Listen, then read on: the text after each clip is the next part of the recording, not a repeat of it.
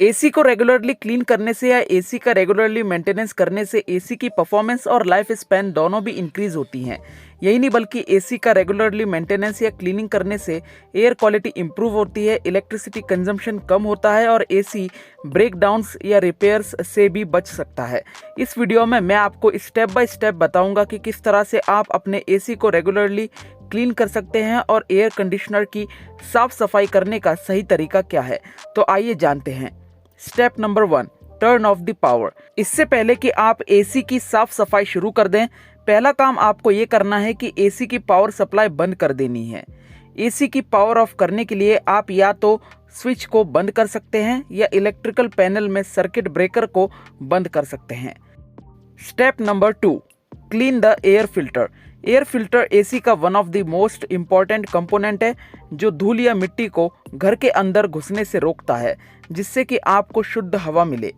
लंबे समय तक एयर फिल्टर की साफ सफाई ना होने से एयर फिल्टर क्लॉग्ड हो जाता है, जिसकी वजह से एयर फ्लो कम हो जाता है और एयर कंडीशनर की एनर्जी एफिशिएंसी भी कम हो जाती है।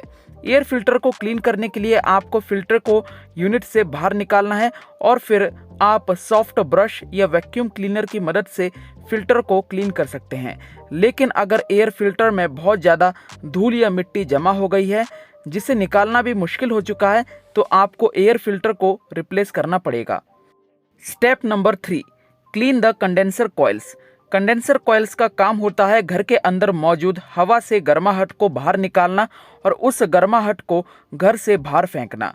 लंबे समय तक इन कंडेंसर कॉइल्स का इस्तेमाल होने से ये कॉइल्स गंदी हो जाती हैं, जिसकी वजह से आपके एयर कंडीशनर की एनर्जी एफिशिएंसी कम हो जाती है और आपके एसी को काम करने के लिए ज़रूरत से ज़्यादा जोर लगाना पड़ता है।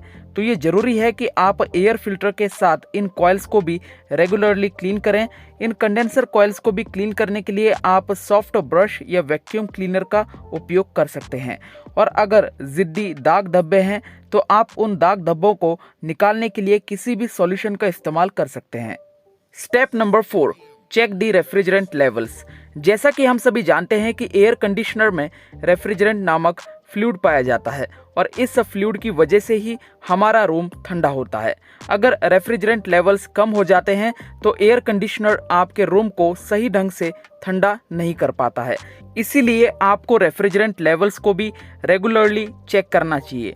रेफ्रिजरेंट लेवल्स को चेक करने के लिए आपको प्रोफेशनल HVAC यानी कि heating, ventilation and air conditioning technician को बुलाना पड़ेगा।